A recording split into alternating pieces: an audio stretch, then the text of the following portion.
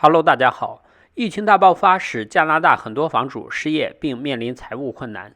加拿大各大银行都推出了最长6个月的抵押贷款延期计划，以帮助加拿大人减轻财务负担。根据加拿大银行家协会的数据，大约 90% 的寻求抵押贷款延期的客户获得批准。加拿大房主平均每月按揭供款为1326加元，抵押贷款延期所释放的现金流大约每月10亿加元。截至2020年12月31日，加拿大13家银行向79万9700多人提供了抵押贷款延期帮助，约占银行抵押贷款总数的 16.7%。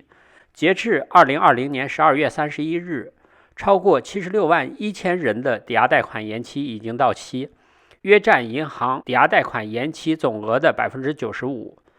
尽管去年年初加拿大住房与贷款公司曾预测疫情大爆发会导致住房抵押贷款拖欠激增，但目前加拿大6大银行都报告说，绝大多数抵押贷款延期客户已经开始恢复定期还款。虽然一小部分贷款确实已经拖欠，但到目前为止，所有银行90天以上的拖欠变化不大。下面来一起看看加拿大6大银行住房抵押贷款延期和拖欠情况。以下数据主要来自各大银行季度收益报告。蒙特利尔银行表示，90天违约率仍然表现良好，为19个基点，去年4个季度的损失率为1个基点。住宅抵押贷款领域的不良贷款总额占投资组合的 0.29%， 低于第3季度的 0.36%， 高于1年前的 0.28%。 加拿大帝国商业银行公布2020年第4季度延期抵押贷款余额为27亿加元，低于2020年第3季度的333亿加元。加拿大帝国商业银行表示，我们确实预计减值储备金将呈上升趋势，并在2021年中期达到峰值。加拿大国家银行表示，截至2020年10月31日，仍有 6.95 亿加元的住房抵押贷款仍在延期中，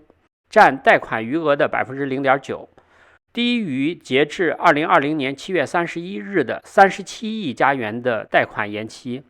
延期抵押贷款中 43% 的抵押贷款有保险。在已经到期的住房抵押贷款延期中 98% 已经开始定期还款。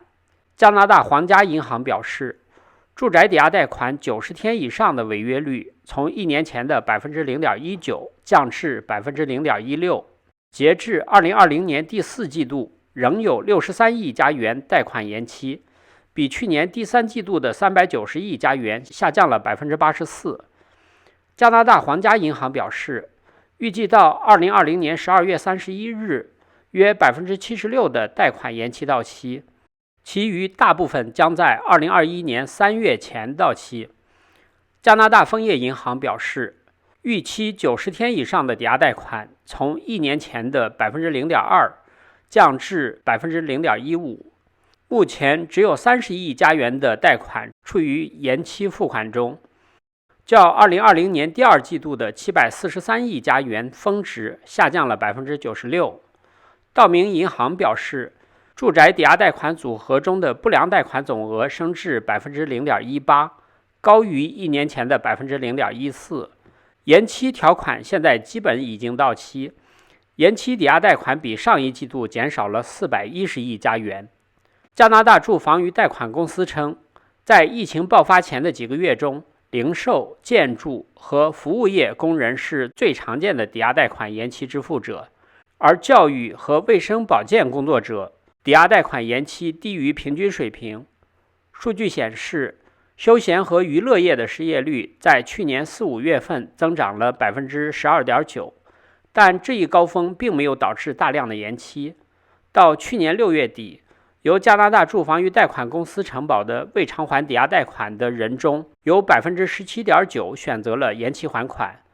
而大多数寻求延期的人位于魁北克、阿尔伯塔、安大略和 BC 省。银行贷款机构绝大多数抵押贷款延期客户已经开始恢复定期还款，但加拿大统计局的数据显示，加拿大的非银行贷款机构的抵押贷款拖欠比去年猛增 20.13%。一家消费者信用报告机构调查发现，在疫情爆发期间，近一半的加拿大人收入有所下降，其中近40%的人表示担心不能够按时支付账单。